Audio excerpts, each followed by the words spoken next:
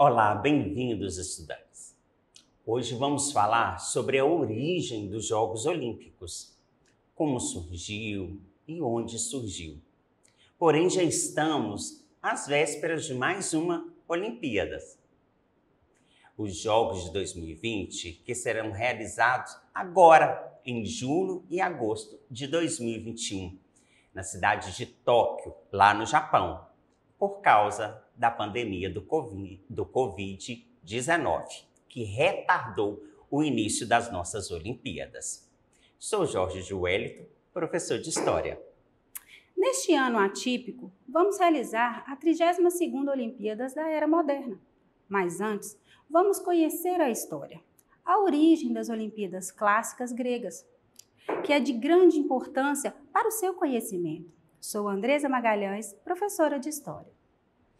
A Grécia foi o berço dos antigos Jogos Olímpicos e também da primeira edição dos Jogos na Era Moderna, a nossa era. Lá onde tudo aconteceu.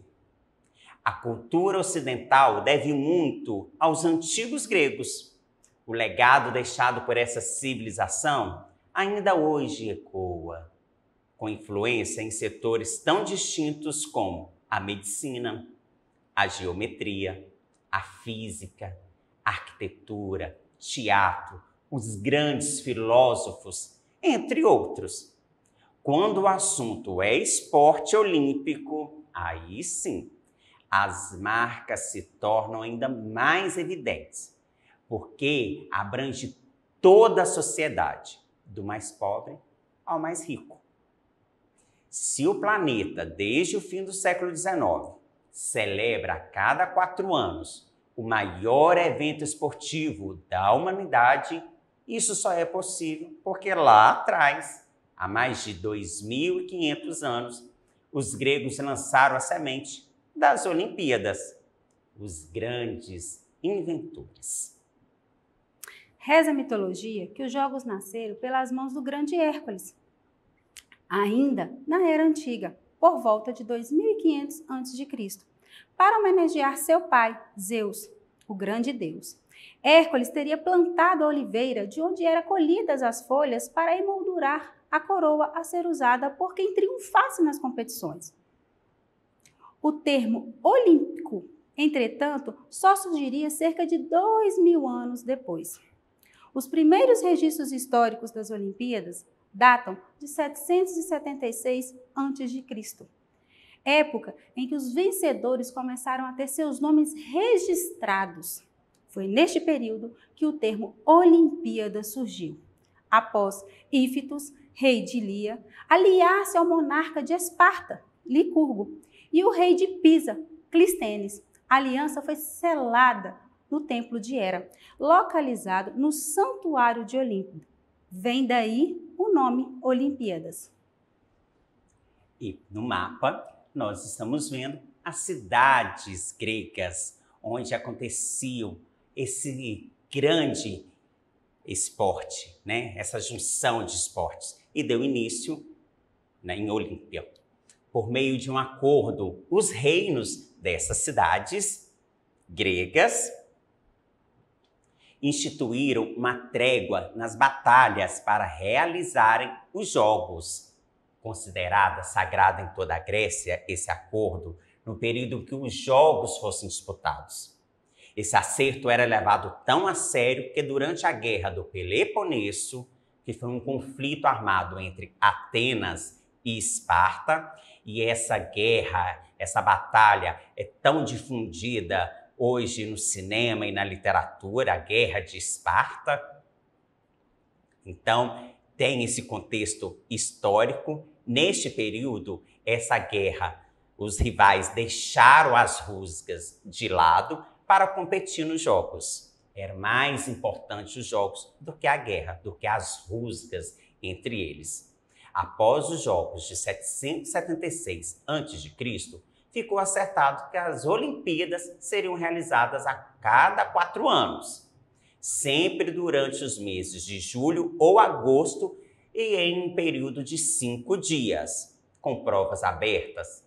Os gregos que fossem com provas abertas aos gregos que fossem cidadãos livres e que nunca tivessem cometido crimes. Então, não seriam todos os gregos que poderiam competir, somente essas classes de pessoas, os gregos cidadãos, homens e livres, e sem crimes algum. Durante as décadas seguintes, a competição ganhou força e o número de modalidades chegou a 10, por volta do século V a.C., com provas de corrida, arremesso de disco, pentatlo, corrida de bigas, corrida de cavalos, salto em distância, lançamento de dardo, boxe, luta e pancrácio, que é uma arte marcial antiga que aliava técnicas do boxe e da luta olímpica. E muitos desses esportes, dessas modalidades, ainda acontecem nas Olimpíadas modernas. Olha que interessante. Agora nós vamos ver como foi a participação das mulheres. As competições eram vetadas às mulheres, que não podiam vencer, não podiam nem sequer ver e assistir às disputas, com exceções das sacerdotisas de Deméter. As mulheres, contudo, tinham um torneio próprio, disputado pouco antes das Olimpíadas, no mesmo estádio de Olímpia, e que era batizado de Heraia, uma homenagem à Hera, esposa de Zeus. A tradição das Olimpíadas, entretanto, sofreu um duro golpe com a invasão dos romanos à Grécia, em 456 anos antes de Cristo. O espírito olímpico desanimou. Com o passar do tempo, as competições passaram a ser encaradas como meros combates. Assim, a última Olimpíada da Era Antiga foi realizada em 393 anos antes de Cristo. O imperador Teodósio I cancelou os Jogos após proibir a adoração aos deuses. Terminava ali um processo de competições notáveis da história grega, com 293 edições dos Jogos Olímpicos antigos. Essa é a história, né? E, por falar história, a história dos Jogos Olímpicos não para por aqui. Na próxima aula, continuaremos a falar sobre essa competição mundial que tanto nos fascina, que tanto faz a gente vestir a camisa com as cores da nossa pátria, o nosso verde e amarelo.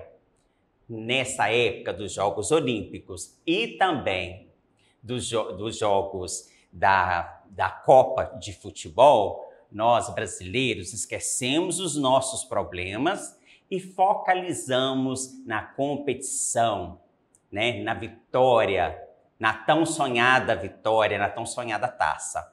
Nas Olimpíadas, ficamos tão orgulhosos dos nossos competidores, dos nossos jogadores, dos nossos profissionais que vestem a nossa camisa, batem no peito e levam o nome do nosso país, o nosso nome lá para fora, competindo com garra, com força e também lutando contra tudo aquilo que eles vivem nos seus países de origem. E não só no Brasil, todos os outros competidores saem de uma realidade para vivenciar e buscar uma outra realidade, buscar a vitória, tão sonhada medalha de ouro e trazer para o seu país. Imagine vocês países com mais problemas do que o nosso Brasil, onde um competidor chega com a medalha de ouro e mostra essa vitória para todos os seus irmãos, todos os cidadãos daquele país. Isso é uma vitória inenarrável, né? Não tem nem como explicar essa emoção. Você sai da sua centralidade, da sua zona de conforto e busca uma esperança. Se o competidor pode, né? Se o nosso ídolo do esporte ou aquela pessoa que a gente admira pode, venceu e vence, eu também posso. Então, ele se torna um símbolo de uma mudança, um símbolo de esperança. E isso que os Jogos Olímpicos vêm proporcionar não só para os competidores, para os profissionais, mas também para toda uma população. Por isso que os Jogos de 2020, tão sonhados Jogos de 2020, vai ser totalmente diferente. Um público estrangeiro não vai estar presente nos Jogos. Provavelmente, os Jogos dentro do estádio, arquibancada, né? Não vai ter tanto telespectadores, aquela torcida, né? Aquele grito que dá força, que apoia os seus jogadores, seus competidores, vão ser reduzidos. Então, tem uma série de questões a serem ainda abordados, colocados em práticas, e isso vão ser modificados durante os Jogos Olímpicos, se houver necessidade. O importante é que nós estaremos ligados na TV, ouvindo, na internet também, né, acompanhando os jogos ao vivo ou depois assistindo os jogos gravados em todas as suas modalidades. Os jogos, quando eu falo, Jogos Olímpicos, né, a competição em si. E nós vamos ficar aqui torcendo para que recordes sejam quebrados, principalmente pelos brasileiros, medalhas de ouro, prata, bronze, enfim, que os nossos competidores tragam essas medalhas para o Brasil e que deixem um legado para vocês, para essa geração, que podem sim ser os nossos futuros competidores em modalidades olímpicas. Quem sabe, na próxima Olimpíadas, alguns de vocês já vão estar lá competindo e nós aqui ficaremos na torcida por vocês. Vocês perceberam que esse sentimento olímpico é mundial? Olha que bacana. Junta nações. Então eu quero que vocês fiquem ligadinhos e não percam as curiosidades das Olimpíadas, principalmente da nossa próxima aula. Para acessar a nossa plataforma SMED-GV, aponte a câmera do seu celular na imagem que aparece no canto da tela e se inscreva no nosso canal do YouTube. Acesse nossas redes sociais SMED-GV. Até a próxima!